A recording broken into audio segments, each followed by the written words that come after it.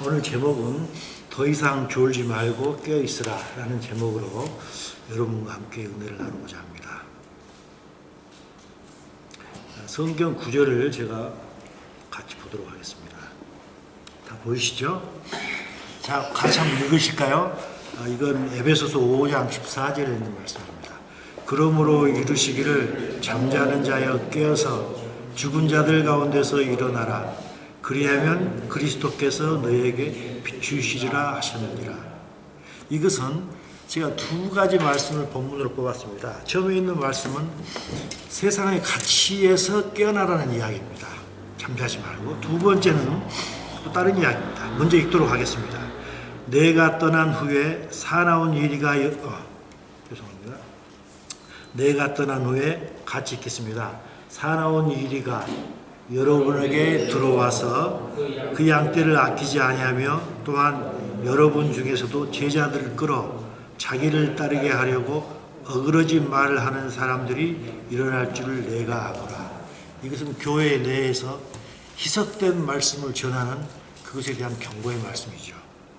그래서 우리가 깨어서 기도를 해야 되는데 두 가지를 저는 염두에 두고 말씀 나누고자 합니다. 하나는 이 세상에서부터 깨어있는 우리가 되기를 원하고, 또 하나는 교회 내에서 이지 가스펠을 전할 때 그것으로부터 깨어있어야 된다고 저는 생각합니다. 이 두 가지에 대해서 제가 말씀을 같이 나누기를 원합니다. 우리가 교회를 다니고 있는데 교회에서 가장 흔히 사용하는 단어가 많이 있습니다. 그 중에 하나를 꼽으라고 하면 저는 감히 이 구원이라는 단어를 꼽고자 합니다. 구원이라는 단어가 얼마나 많이 씁니까? 그렇다면 구원이라는 건 도대체 어떤 뜻인가 하는 것을 우리가 많이 고민을 해야 된다고 생각합니다. 그런데 사실 구원이라는 것은 커다란 의미를 갖고 있기 때문에 여러 가지 각도에서 서로 설명할 수 있기 때문에 한 단어로 표현하기 참 어렵다고 생각합니다. 근데 저는 이 구원이라는 단어를 요한계시록 19장에서 뽑아봤습니다. 요한계시록 19장입니다. 제가 읽겠습니다. 할렐루야. 주 우리의 하나님 곧 전능하신 이가 통치하시도다. 구원은 무엇인가? 저는 그렇게 생각합니다. 누가 우리를 통치하는가? 통치할 만한 분이 우리를 통치할 때, 우리가 그 통치 아래 들어갔을 때 그때가 저는 구원이라고 생각합니다. 우리는 옛날에 예수 믿기 전에 우리가 우리 자신을 통치한다고 생각했습니다. 우리가 우리 자신을 통치할 수가 없죠. 우리가 우리 자신을 통치할 수는 있지만 우리가 우리 자신을 통치할 때는 우리는 그게 올바른 통치가 안 될 수밖에 없지 않습니까? 인간이니까. 또 우리는 과거에 상당히 그 기분이 나쁠지도 있지만은 사실은 우리가 사탄에 의해서 통치를 받고 살았습니다. 사탄이 우리를 통치했을 때 우리는 그 도저히 구원이라고 할 수 없죠. 요한계시 19장에 있는 말씀대로 우리가 하나님 곧 전능하신 이에 의해서 통치를 받을 때 그때가 저는 구원이라고 생각합니다. 그래서 이때는 우리가 어떻게 할 수 있냐면 여기 있는 대로 우리가 즐거워하고 크게 기뻐하며 그에게 영광을 돌릴 수 있다고 생각합니다. 내가 정말 구원을 받아서 통치를 받을 사람에게 의해서 통치를 받을 때 내가 그걸 인식하고 살 때 기쁘지 않을 수가 없다고 생각합니다. 크게 즐거워하지 않을 수가 없다고 생각합니다. 자, 그렇다면은 이렇게 우리가 구원을 받았다 하면은 우리가 하나님으로부터서 통치를 받는다 하면은 우리에게는 어떤 일이 벌어질까요?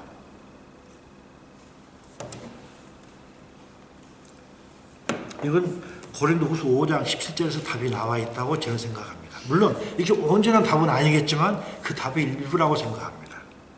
그런즉 누구든지 그리스도 예수 안에 있으면 새로운 피조물이다. 이전 것은 지나갔으니 보라 새 것이 되었더라. 이전에 있던 건 지나가 버리고 새 것이 되었기 때문에 우리는 아까 말씀드린 대로 즐거워하고 기뻐할 수 있다고 제가 생각합니다. 자, 그렇다면 이전 것은 무엇이고 새 것은 무엇일까요? 그건 저는 세 가지로 나누고자 합니다. 첫째로는 이전 것은 무엇인가 하면은 우리는 허물과 죄로 죽었던 자들이었습니다. 에베소 1장에 있는 말씀입니다. 에베소 2장 1절입니다. 잘 안 보이시나요? 보여요? 잘 안 보이시는 것 같아서. 잘 보이시죠? 그런데 좀 이상하지 않습니까? 우리는 허물과 죄로 죽었다가 다시 살리셨다. 저는 30살이 넘어서 예수님을 믿기 시작했습니다. 그러면 예수 믿기 전에는 과연 저는 죽었던 사람인가요? 예수 믿기 전에는 지금보다도 더 펄펄 뛰고 돌아다녔죠. 더 젊었으니까. 더 배기가 있었죠. 근데 예수 믿기 전에 사람은 죽었다고 표현을 합니다. 이게 참 이상한 표현 아니겠습니까? 이 표현이 무슨 의미인가를 알려면 우리는 창세기로 돌아가야 된다고 생각합니다. 창세기에 가보시면은 우리 다 아는 선악과 이야기가 나오죠. 선악과 이야기 나오죠. 거기서 선악과에서 하나님께서 너희들이 선악과를 먹으면 정령 죽으리라고 했습니다. 근데 아담과 이브가 선악과를 먹었습니다. 근데 죽었습니까? 바로 안 죽었지 않습니까? 그러고도 수백 년을 살았지 않습니까? 근데 정령 죽으리라 할 때 그 죽는다는 의미가 무엇인가를 알아야 된다고 생각합니다. 그 죽으리라 하는 것과 에베소 2장 1절에서 허물과 죄로 죽었던 그 똑같은 의미라고 생각합니다. 근데 왜 죽었을까요? 아담과 하와가 그것을 먹었을 때. 그건 답이 이제 다음에 나옵니다. 아담과 하와가 창세기 3장 7절 이야기죠. 그 열매를 먹었을 때 그들의 눈이 밝아졌습니다. 눈이 밝아지면은 얼마나 좋습니까?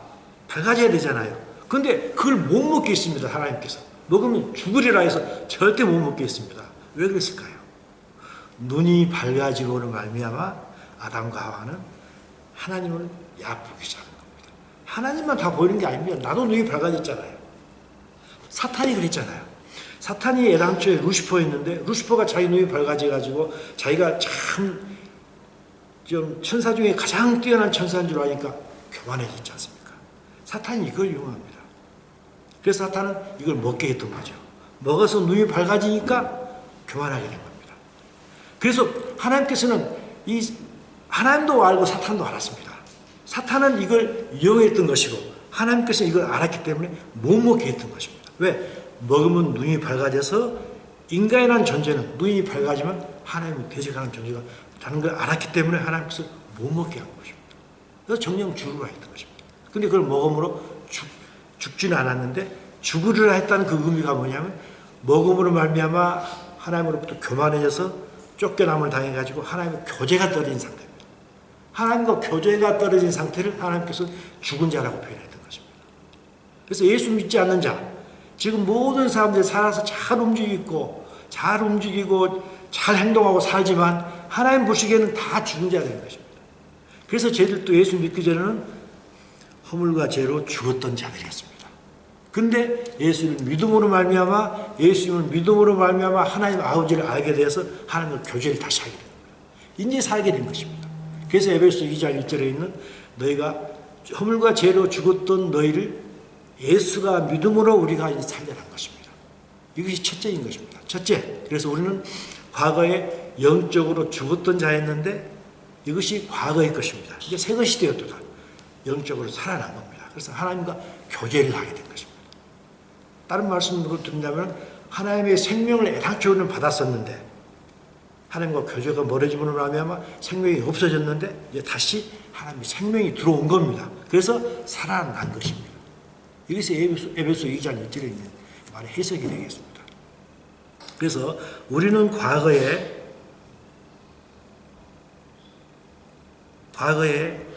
하나님의 생명을 받고 있었던 자였는데 아담과 하와가 선악과를 먹음으로써 교만해짐으로 쫓겨났던 상태, 죽었던 상태였습니다. 근데 살아나게 된 겁니다. 이게 첫째입니다.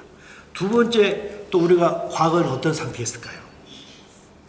두 번째 우리의 상태는 우리가 다 알다시피 하나님과 원수였습니다. 왜 하나님과 원수였습니까?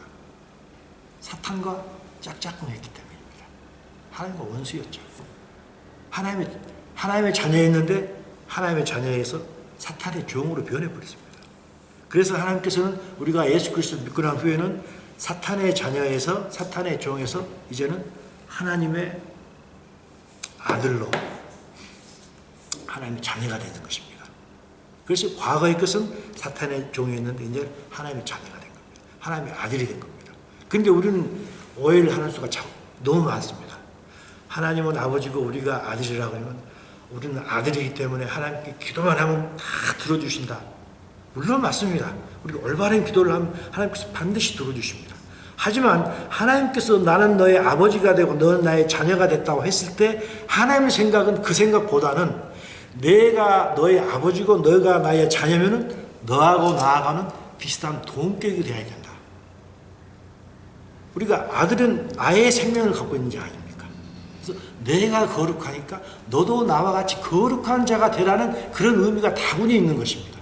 그래서 여기서 보면은 고린도후서 6장 17절 18절에 보게 되면 그러므로 너희는 그들 중에서 나와서 따로 있고 부조한 것을 만지지 말라 명령이 되어 있습니다.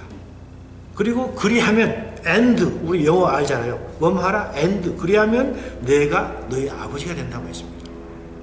그래서 우리는 흔히 하나님 아버지 감사합니다 할 때 우리는 하나님께 뭔가 아뢰는 것을 하나님께서 들어주시라는 걸 생각하지만 하나님께서 먼저 염두에 있는 게 물론 들어주시겠지만 염두에 두고 있는 게 너희는 세상 사람들 나와서 절대 부정한 걸 만지지 말고 거룩한 자가 돼서 나와 비슷한 그 거룩한 자가 되라 그 의미가 더 있는 것이라고 저는 생각합니다.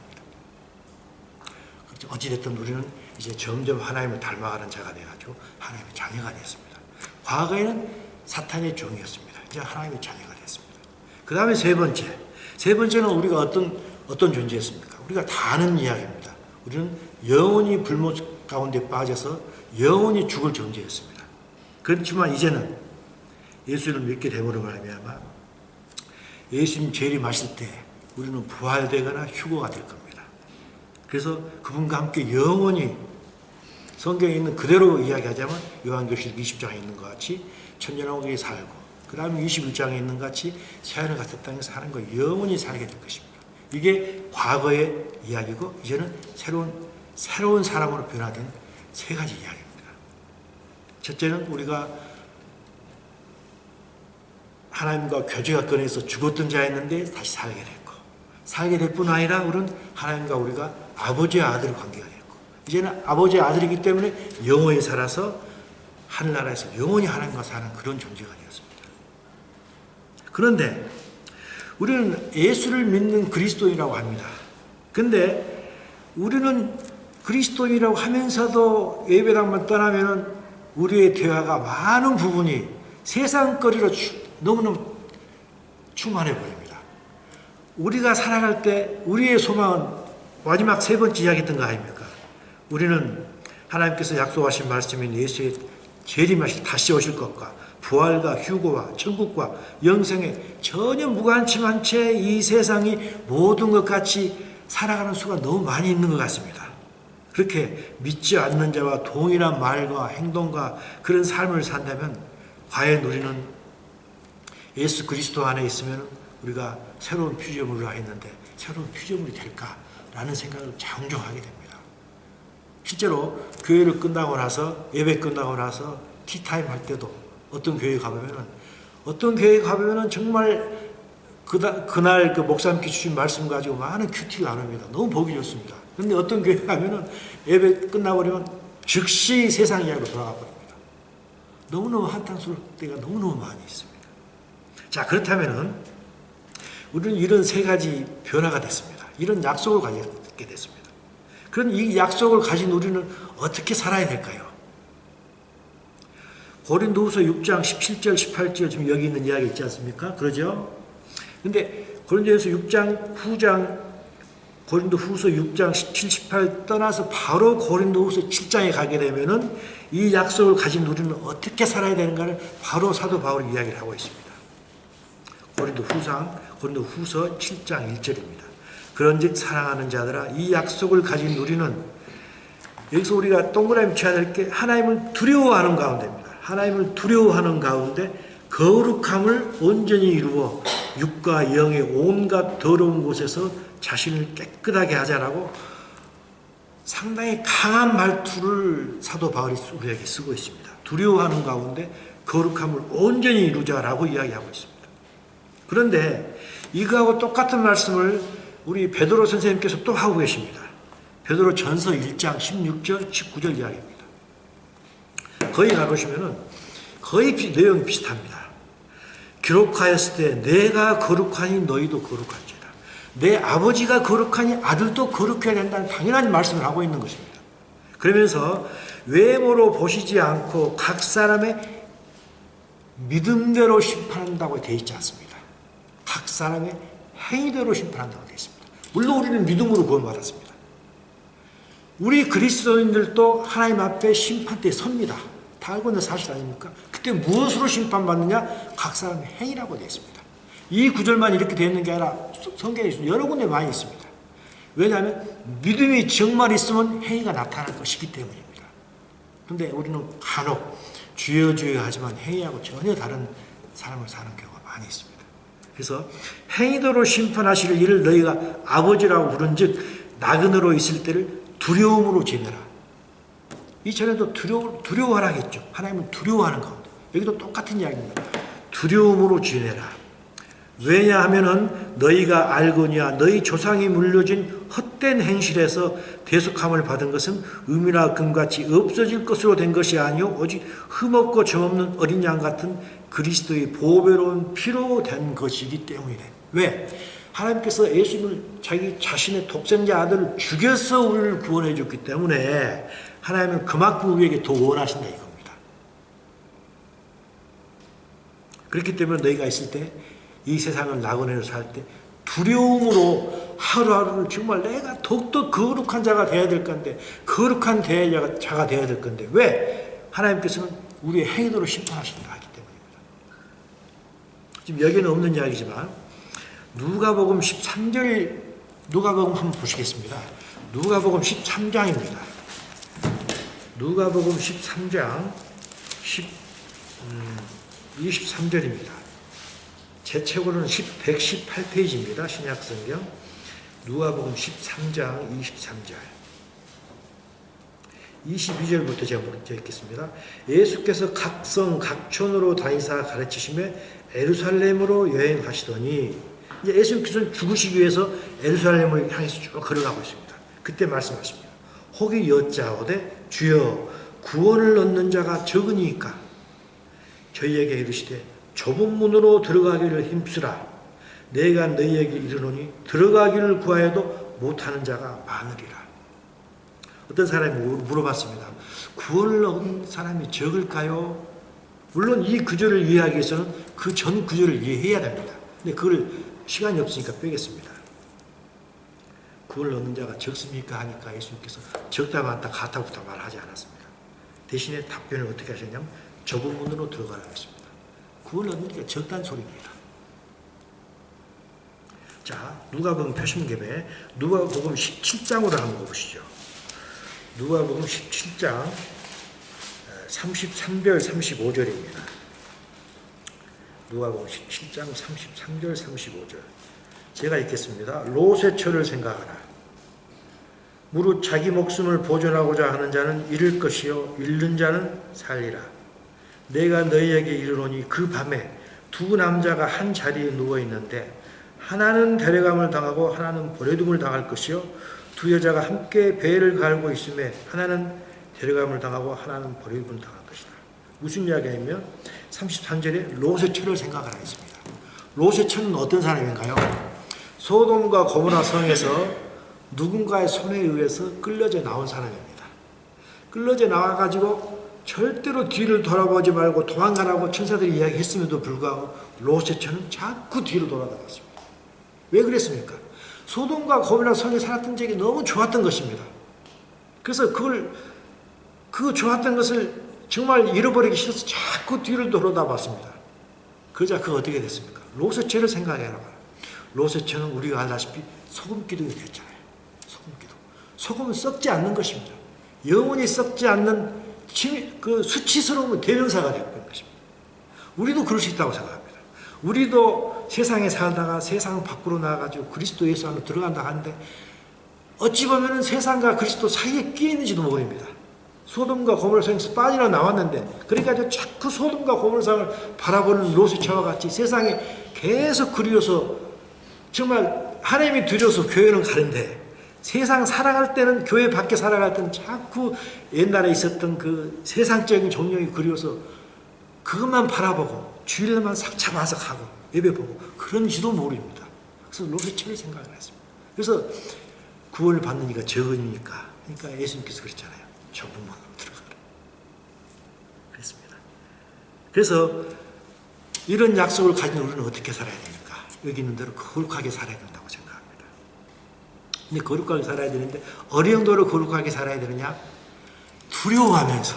왜? 하나님께서 그 거룩하신 하나님께서 우리를 심판하시기 때문에 하나님의 그 거룩하신 그걸 잣대로 우리를 심판하실 거란 말이죠. 물론 우리가 누가 하나님같이 거룩한 자가 될 수 있겠습니까? 물론 그런 자는 될 수 없겠죠.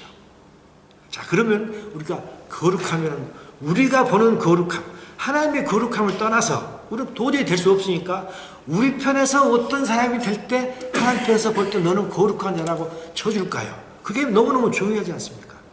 그래서 저는 그 답을 로마서 12장에서 찾았습니다.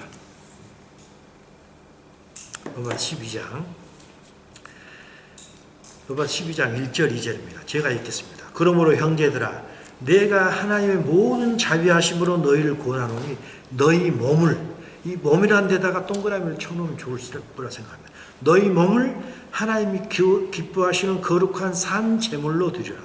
이는 너희가 드릴 영적 예배니라. 너희는 이 세대를 본받지 말고, 로마서 12장 1절 2절입니다. 너희는 이 세대를 본받지 말고 오직 마음을 새롭게 하여, 마음에도 동그라미 치시면 좋으리라 생각합니다. 아까는 몸이었습니다. 이제는 마음입니다. 마음을 새롭게 함으로 변화를 받아 하나님의 선하시고 기뻐하시고 온전하신 뜻이 무엇인지 분별하도록 하라라고 했습니다. 그래서 거룩한 사람은 어떤 사람인가? 이 구절을 볼 때 저는 이렇게 생각합니다. 거룩한 사람은 첫째는 마음이 새롭게 변화를 받아서 하나님의 선하시고 기뻐하시고 온전하신 뜻, 그 하나님의 뜻이 무엇인가를 분별하는 사람. 일단은 분별해야 됩니다. 그렇지만 분별하는 것만으로는 부족합니다. 왜? 우리는 분별한다고 할지라도 그대로 살아갈 수 없는 존재이기 때문입니다. 그래서 12장 1절에서 뭐라고 했습니까? 너희 몸을 하나님이 기뻐하시는 산 제물로 드리라고 했습니다. 왜 그렇습니까? 우리 몸이 따라주지 않는 겁니다. 우리의 마음은 변화를 받아서 비록 안다 할지라도 우리의 몸은 아직도 우리 찬송 불렀던 것 같이 병든 몸입니다.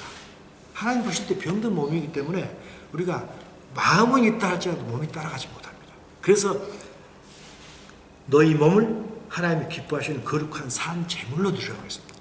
몸을 제물로 드리라는 말은 무슨 뜻인가요? 참 어려운 뜻입니다.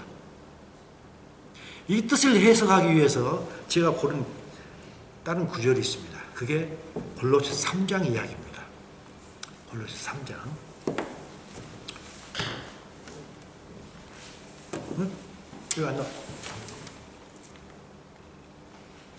골로새 3장이에요. 골로새 3장을 보시면은 그러므로 땅에 있는 골로새 3장입니다. 3장 5절. 3장 5절. 그러므로 땅에 있는 지체를 죽이라. 죽이라는 말이 나왔습니다. 아까는 거룩한 산 제물로 드리라 했지 않습니까? 제물로 드리기 위해서는 죽여야 되지 않습니까? 땅에 있는 지체를 죽이라. 곧 음란과 부정과 사욕과 악한 정욕과 탐심이니 탐심이 우상 숭배라 했습니다. 그래서 죽여야 될 게 무엇이냐면 결국 탐심을 죽이라는 이야기입니다. 왜냐하면 탐심은 사탄이 우리에게 심어진 악한 생각입니다. 왜 우리에게 탐심이 들어왔냐면 사탄은 우리를 어떻게 속입니까? 첫째, 하나님 안 계신다고 속입니다. 그리고 하나님 안 계시기 때문에 죽은 후에 심판도 없다고 이야기합니다. 그리고 죽은 후에는 저 세상이 없다고 하고 이 세상이 다라고 우리를 속이지 않습니까? 이 세상이 다라고 하면은 저부터도 그렇습니다. 이 세상이 다면은 이 세상에서 마음껏 즐기고 살아야죠. 그렇지 않습니까? 저 같으면 그러겠어요.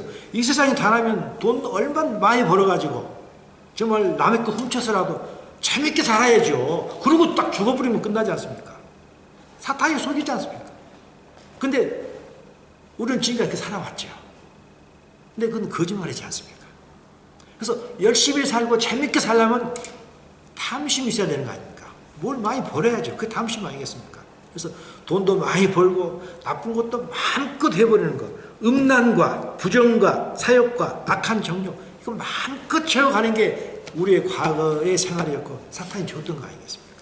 근데 이것은 결국 우상, 사탄이 우리에게 심겨준 우상 숭배에 불과하지 않습니까?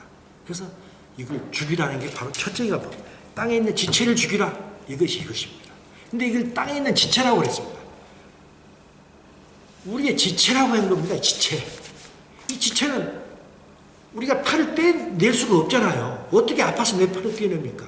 근데 이런 음란과 부정과 사역과 악한 정욕과 탐심이 우리의 지체가 되어버렸다는 이야기입니다. 왜? 6,000년 동안 내려갔기 때문에 우리 지체가 되어버린 겁니다. 이걸 어떻게 떼냅니까? 떼낼 수가 없죠. 그렇지만 떼내라는 거예요. 죽이라는 거예요. 이걸 죽일 때만이 하나님의 뜻을 잘 마음으로 분별한 후에 이것을 죽일 때만이 우리가 분별한 대로 살아갈 수 있다는 이야기입니다. 이게 산 제물을 드리는 거죠. 이럴 때 우리가 비로소 이것이 우리가 진정으로 드려야 할 영적 예배라고 사도 바울이 이야기했죠. 다른 영어 버전을 보면 이때 reasonable worship이라고 되어 있습니다. 합당한 예배다. 또는 영적인 예배다. 우리가 이렇게 예배 드리는 것 물론 중요합니다. 하지만 밖에 나가서 살아가면서 하나님의 뜻대로 살아가는 것이 여기서는 너희가 드릴 영적 예배라고 했습니다. 이런 영적 예배를 자꾸 드리는 사람, 여기서뿐이 아니라 밖에 나가서 정말 하나님의 사람답게 뜻을 분별해가지고 뜻을 분별했을 때 그 분별하는 데 살기 너무 어렵지만 자꾸 그걸 우리가 애통한 마음으로 나 이거 못했는데 또 해게 해주세요 하면서 날마다 기도하면서 해갈 때 조금씩 해갈 수 있다고 생각합니다. 이것이 진정으로 거룩한 사람이라고 생각합니다. 온전하게 거룩한 사람은 없지 않습니까? 이렇게 우리가 거룩한 생활을 하기 위해서 매사에 자기 자신을 죽여가면서 거룩한 산 제물로 살아갈 때 결국 우리가 어떻게 될까요? 그때 어떻게 될까요? 어떤 결과가 올까요? 여기 나와 있는 이야기입니다. 이 고린도 후서 3장 18절 이야기입니다. 고린도 후서 3장 18절 이야기입니다. 우리가 다 수건을 벗은 얼굴로 거울을 보는 것 같이 주의 영광을 보매. 우리는 성경을 보면서 주의 영광을 봅니다. 정말 과거에는 예수님께서 이 땅에 어린 양으로 오셨지만 이제 오실 때 정말 장엄한 왕으로 오실 것입니다. 수건을 벗은 얼굴, 지금까지는 수건을 가린 얼굴로 봤을지도 모릅니다. 하지만 성경을 계속해서 보고 설교를 듣고 성도들과 교제하게 되면 수건을 벗은 얼굴로 정말 하나님께서 어떤 분이신가를 온전하게 볼 수 있다고 생각합니다. 점점 그렇게 영광을 보게 될 것입니다. 영광을 볼 때는 이제는 점점 우리가 거룩한 생활을 해감으로 말미암아 예수님과 같은 그런 형상으로 변화가 될 것입니다. 이 형상이 어떤 형상입니까?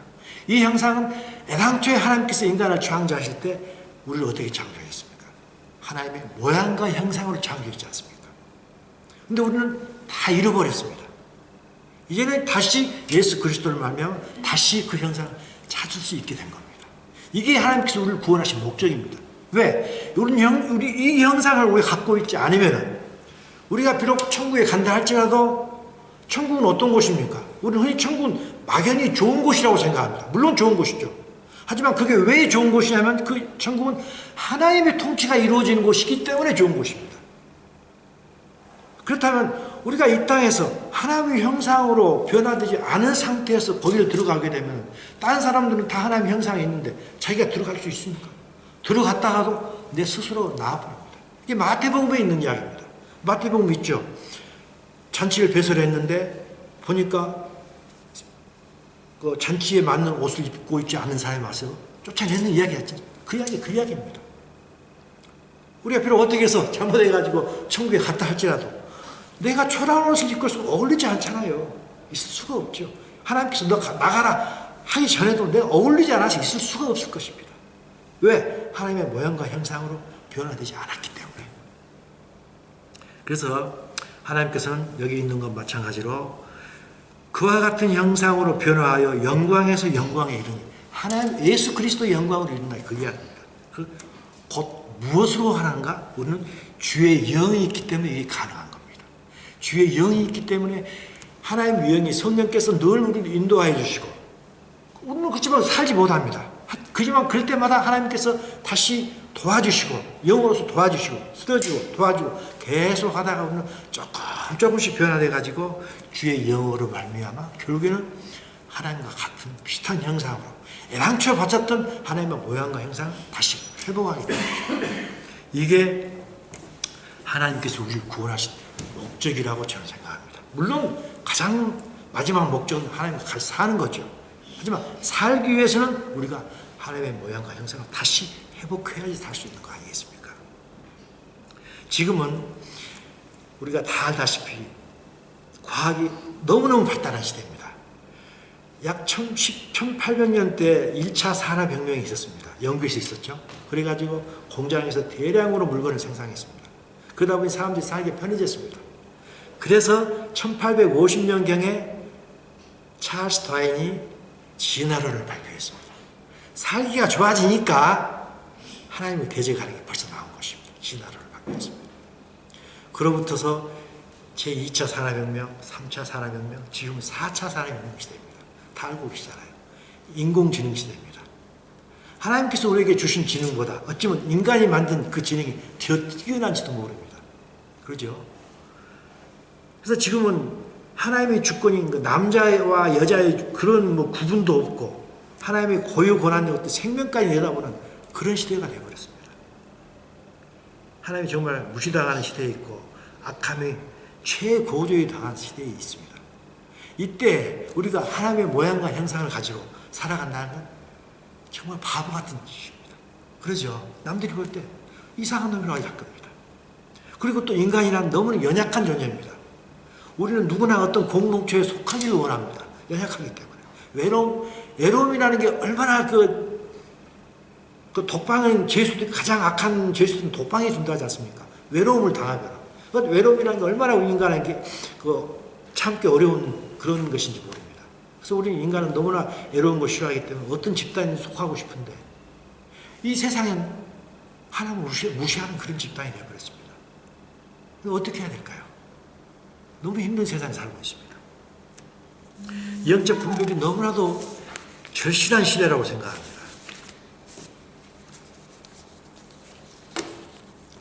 이것에 대한 답을 베드로 선생님께서 저에게 주셨습니다. 너희들은 어떻게 이 세상 살아갈 것인지 베드로 선생님께 주셨습니다. 그게 베드로 전서 2장 11절 이야기입니다. 베드로 전서 2장 11절. 근데 한글 성경이 약간 번역에 오류가 있다고 저는 생각합니다. 제가 이것을 영어로 써놨거든요. 베드로 전서 2장 11절. 사랑하는 자들아 거류민과 나그네 같은 너희를 권하노니 영혼을 거슬러 싸우는 육체의 정욕을 제어하라. 육체의 정욕을 제어하라는 말은 너희 몸을 상제사로 드리라는 그 이야기죠. 근데 여기서 거류민과 나그네 같은 너희를 권한다 했는데 사실 영어로 보면 as라는 게 먼저 나와 있습니다. as aliens and strangers. 근데 이때 alien이라는 단어도 거류민이라고 했는데 거류민이 아니라 alien이라고 하면 우리는 바짝 떠오르는 게 있습니다. 외계인이죠. alien, 외계인. 너희는 외계인이다 이 말이에요. 외계인. 이 땅에서 살아가지만 화성에서 온 사람 같이 살아 이 말입니다. 그래서 여기서 이걸 제대로 번역을 좀 해보자면 그 에얼리언과 나그네 S, 나그네로서 S 자격입니다. 에얼리언과 나그네로서 그런 자로서 너희들은 영혼을 거슬려서 육체의 정욕을 제어하면서 살아야 그 이야기입니다. 그래서 우리는 이 세상, 이 험악하고 정말 하나님을 대적하는 이 세상 살아가면서 싼 사람들이 볼 때 저 사람 에얼리언이네 라고 살아가야 한다고 사도 베드로 선생님께서 미서 말씀하셨다고 저는 생각합니다. 그런데 이 뻔을 보여주는 사람이 있습니다. 우리가 알고 있는 바울 선생입니다. 한번 보시겠습니다. 빌립보서 3장입니다. 빌립보서 3장 7절 8절에서 우리가 많이 알고 있는 이야기죠. 거기서 사도 바울이 자기의 믿음을 빌립보 교인들에게 고백하는 내용이 나와 있습니다. 3장 7절 8절 이야기입니다. 제가 읽겠습니다. 그러나 무엇이든지 내게 유익하던 것, 내가 유익하던 것, 사도 바울이 유익하던 것, 지금 생각하면 지금 유익한 게 뭔가요? 세상, 명예, 권세, 물질, 그 모든 게 유익한 거죠. 그것을 내가, 사도 바울이 그리스도를 위하여 다 해로 여길 뿐더러, 이때 해라는 것은 로스, 영어로 로스죠. 다른 말로 표현하면 허탄한 것. 있으면 물론 세상 사는데 필요한 것이지만 나중에는 허탄한 것이더라, 그 이야기입니다. 내가 유익하던 것, 그 모든 것을 내가 그리스도를 위하여 다 허탄한 것으로 여길 뿐더러, 또한 유익하던 것뿐 아니라 모든 것을 허탄한 것으로 여긴 것은, 왜 내가 허탄한 것으로 여기냐? 내 주 예수 그리스도를 아는 지식이 가장 슈프림, 가장 고상하기 때문이다. 내가 그를 위하여 모든 것을 잃어버리고, 이 세상 모든 것보다도 잃어버리고 그것을 배설물로 여긴 것은 내가 그리스도 한 분만이 최고인 것을 알았기 때문입니다. 왜냐하면 사도 바울은 하나님께서 이 모든 우주 만물을 창조하시다는 걸 알고 계셨고, 주권자라는 걸 알고 계셨고, 또 사도 바울은 삼층천까지 가봤던 사람이기 때문에 하나님께서 하나님을 믿는 사람을 위해서 예비해 놓으신 게 얼마나 좋다는 것을 사도 바울은 확신했던 사람으로 생각합니다. 그 확신했기 때문에 이 세상 것 물론 중요하지만 그것은 사실은 저 너무 좋았던 것에 비하면 아무것도 아니더라 라고 사도 바울은 고백했던 것입니다. 이 사도 바울을 보고 사람들은 뭐라고 생각했겠습니까? 그 사도 바울, 그 당시에 그로서는 그 가말리엘 후생으로서 정말 모든 그 유대인으로서 어떻게 보면 권세를 가질 수 있는 사람이었잖아요. 근데 그 모든 것을 버려버리고 오직 예수 그리스도를 위해서 매맞으면서 돌아다녔잖아요. 에얼리언 아닙니까? 그들의 눈은 사도 바울 에얼리언으로 보였을 것입니다. 모든 것 다 버려두고 그 이상한 그분을 위해서 떠나다녔던 사람, 에얼리언이 있을 것입니다. 사도 베드로 선생님이 했던 그 에얼리언의 삶을 바울은 실제로 살았던 것입니다. 그뿐 아니라 에얼리언으로 살다 보면은 어떤 일이 당합니까? 미쳤다는 소리를 듣습니다. 사도행전 이야기입니다. 사도행전 26장 24절 25절에 사도 바울이 로마로 압송되기 전에 어떤 왕과 총독 앞에서 예수님을 전했던, 선포했던 그때가 있습니다. 예수님께 대해서 예수님을 변호했던 그때가 있었습니다. 사도행전 26장 24절 25절입니다. 제가 읽겠습니다. 바울이 이같이 변명하며 베스도는 그 당시 총독입니다. 크게 소리내어 이르되 바울아 네가 미쳤구나. 네 많은 학문이 너를 미쳤다 하니 바울이 이르되 베스도 각하여 내가 미친 것이 아니고 참되고 온전한 말을 하나이다 라고 했던 것입니다.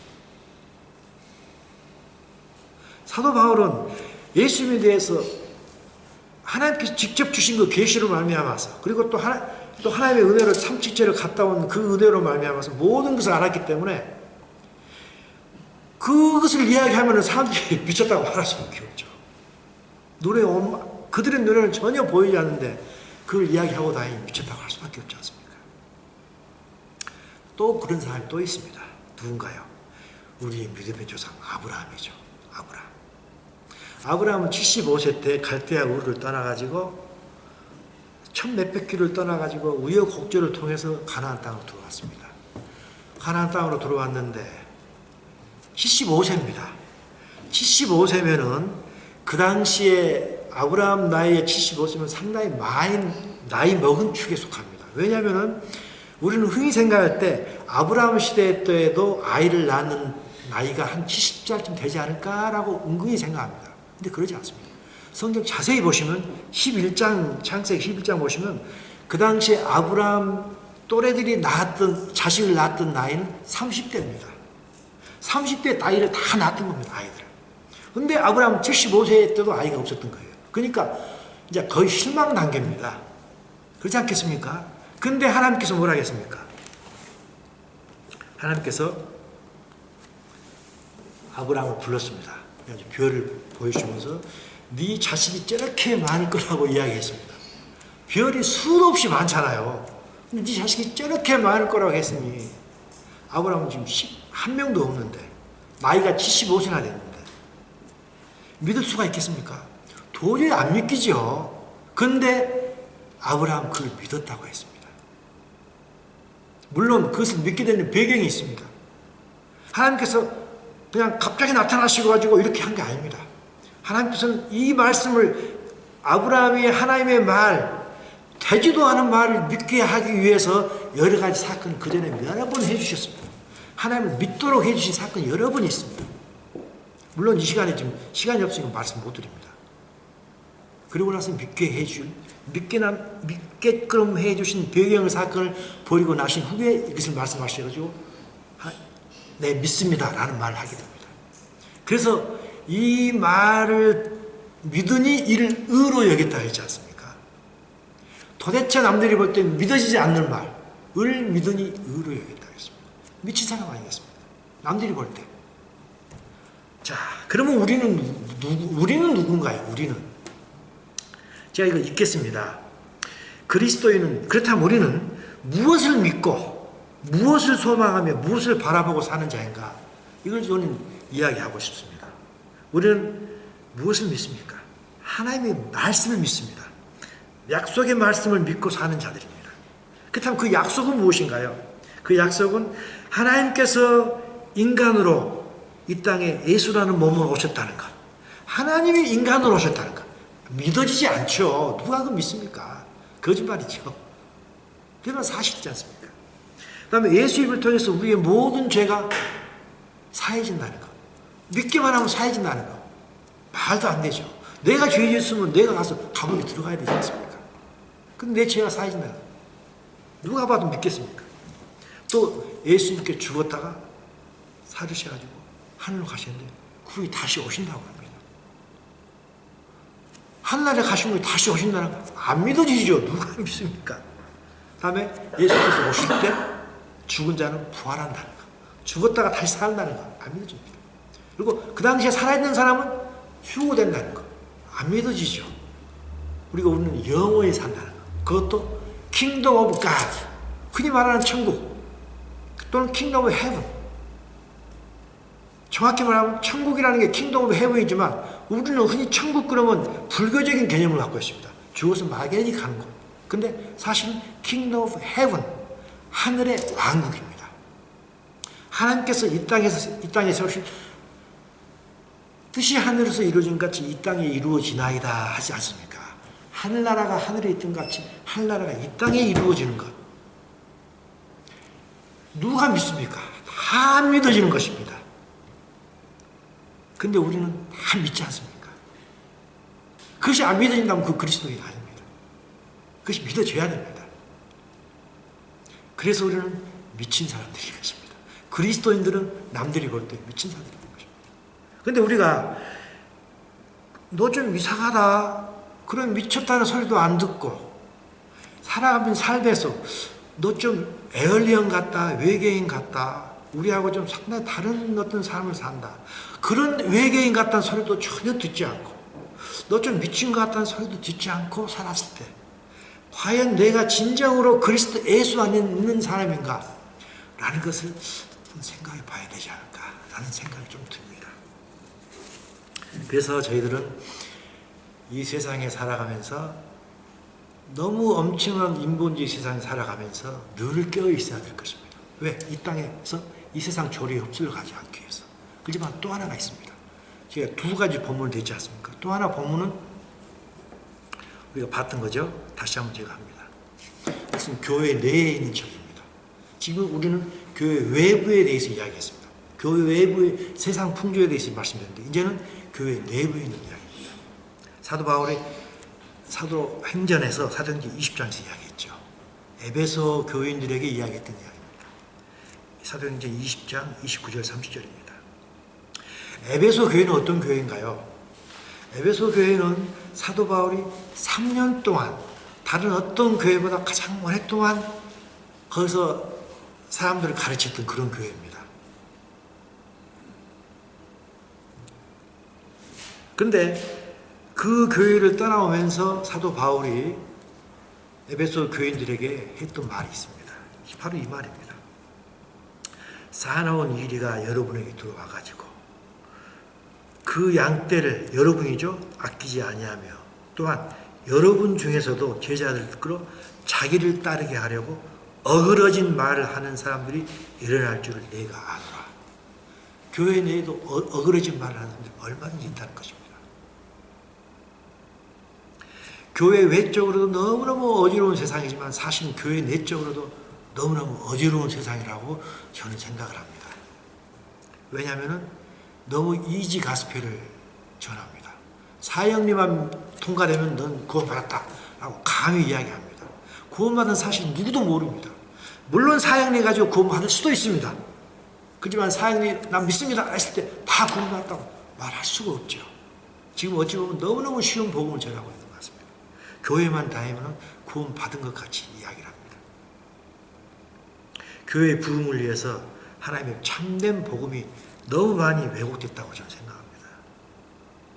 자, 그럼 우리는 어떻게 해야 될까요? 교회는 제자를 키우는 데가 교회라고 저는 생각합니다. 자, 우리는 예수 그리스도를 믿어서 하나님의 생명이 들어왔습니다. 죽었던 너희가 다시 살아났습니다. 하나님의 생명이 다시 들어왔습니다. 우리는 중생이 되었습니다. 자, 중생에 대해서 다시 살아났습니다. 우리는 이제 갓 태어난 어린아이입니다. 어린아이는 계속 살아나야 되잖아요. 그게 베드로전서 2장에 있는 이야기입니다. 베드로전서 2장 2절 3절 제가 한번 읽겠습니다. 갓난아이들 같이 순전하고 신령한 젖을 사모하라. 왜? 너희들은 아직 갓난아이라 이겁니다. 막 예수 그리스도를 믿었으면 다 갓난아이에 불과합니다. 그러면 젖을 먹어야죠. 사모하라. 왜냐하면 이것은 그로 말미암아 그 젖으로 말미암아 너희로 구원에 이르도록 자라나게 합니다. 자라야 된다 이겁니다. 왜 자라나야 되냐면은 너희가 주의 인자하심을 맛보았으면 그리하라. 우리가 하나님이 우리의 주가 되심을 버리고 하나님을 떠났던 우리 아닙니까? 그래서 엄청난 죄를 짓고 살았는데 하나님께서 자기 자신이 예수 그리스도 인간의 몸으로 와셔가지고 우리를 구원했지 않습니까? 그게 하나님의 인자하심입니다. 우리는 그 인자하심을 맛본 사람들입니다. 맛보아서 새로 태어났으면 너희들은 자라나야 된다는 것입니다. 자라난다는 것은 뭘 이야기합니까? 그 소원을 이야기하죠. 다른 말로 하면 하나님의 모양과 형상을 다시 회복하는 것. 그걸 얘기하고 있습니다. 자라나야 됩니다. 근데 자라난다는 게 너무 어렵습니다. 왜? 자기 자신을 죽여야 되기 때문에. 우리가 죽어야지 우리 속에 있는 속사람이 살아나지 않습니까? 너무 어렵습니다. 대가지 우리가 해야 됩니다. 그렇기 때문에 예수님께서 구원받는 자가 적다고 하지 않습니까? 너무 어렵고 쉽지 않은 일입니다. 그래서 많은 교회에서 예수를 믿게만 하지 구원만 하지 자라남에 대해서 성화에 대해서 자신 죽이는 데에 대해서 별로 이야기를 하지 않다고 저는 생각합니다. 물론 이야기는 합니다. 하지만 이것이 강조가 돼야 되는데 강조를 하지 않다고 저는 느낍니다. 좋은 것이 좋다고 그냥 넘어갑니다. 세상인지 교회인지 구분짓기가 어려울 때가 사실 너무 많습니다. 하나님 말씀은 전한다고 하지만 중요한 부위를 강조하지 않고 그냥 은혜 쪽만 너무 강조한다고 저는 생각합니다. 큰 교회는 큰 교회대로 성도가 나갈 것 두려워하고 적은 교회는 적은 교회대로 성도를 오게 하기 위해서 정말 너무 이지 가스펠 은혜의 복음만을 전하지 않는가 저는 생각합니다. 그래서 전도는 열심히 하라고 합니다. 전도는 열심히 해서 열심히 태신자 품어서 나라고 합니다. 그렇지만 자라남에 대해서 거의 강조하지 않습니다. 그건 우리 시대만 있는 게 아닙니다. 예수님 시대에 똑같이 있었습니다. 화 있을진저 외식하는 서기관과 바리새인이여 너희는 교인 한 사람을 얻기 위하여 바다와 육지를 두루 다니다가 생기면 너희보다 배나 더 지옥 자식이 되게 한다. 자라남이 없으면 어떻게 됩니까? 물론 구원을 받겠지만 하나님이 원하시는 건 그게 아니죠. 그러면서 디모데 후서에 또 사도 바울이 말씀해 주신 게 있죠. 디모데 후서에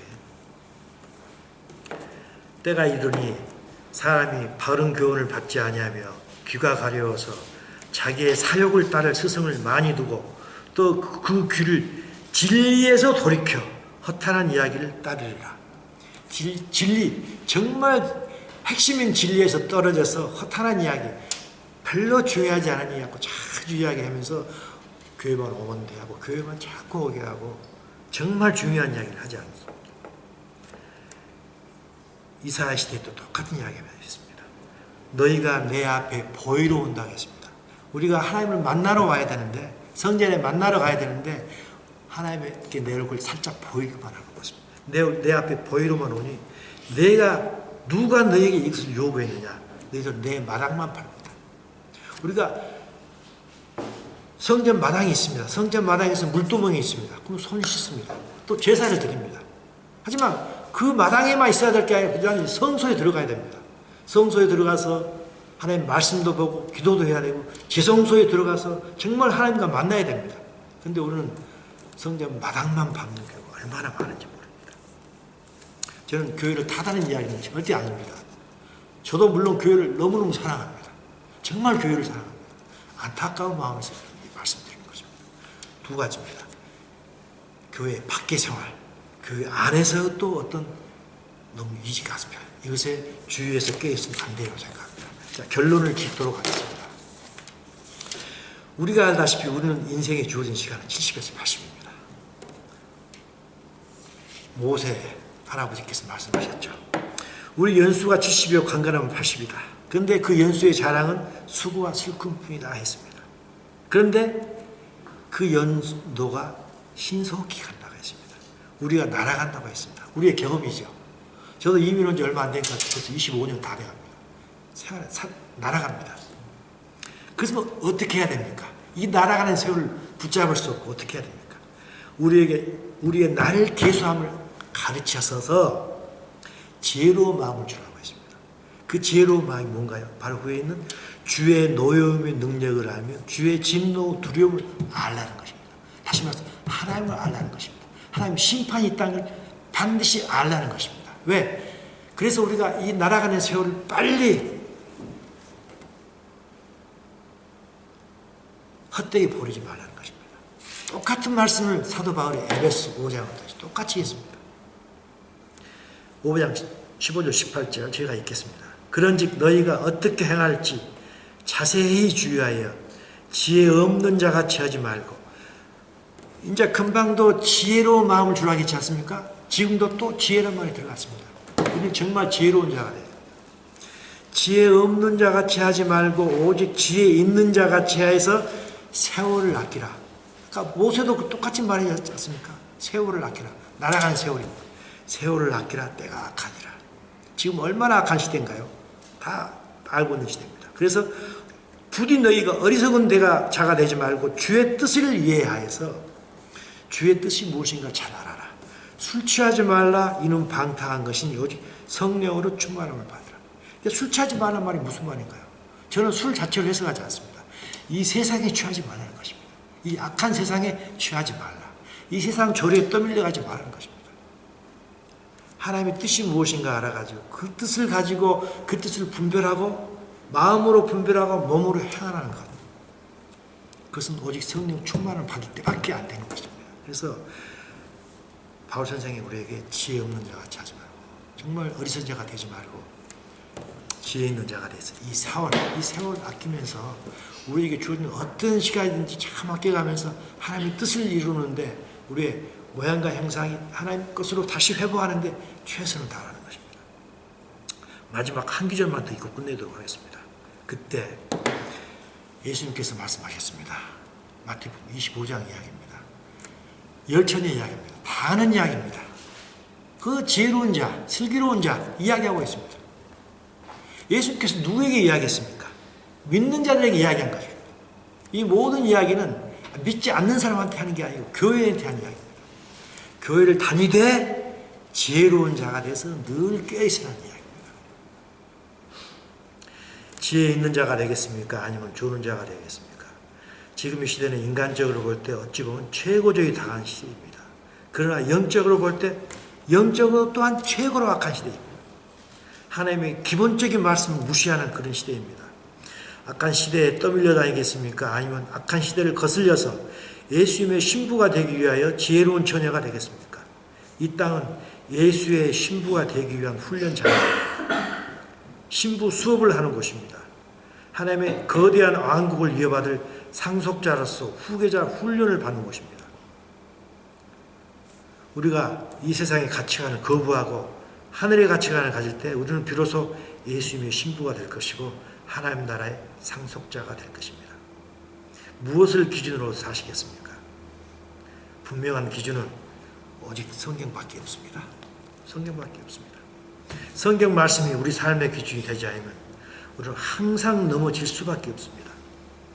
그리스도인으로서 이 땅에 살려두신, 왜 우리를 이 땅에 예수를 믿었음에도 불구하고 살려두셔가지고 이 어려움을 당하게 하는가, 그 의미를 우리는 알아야 될 것입니다.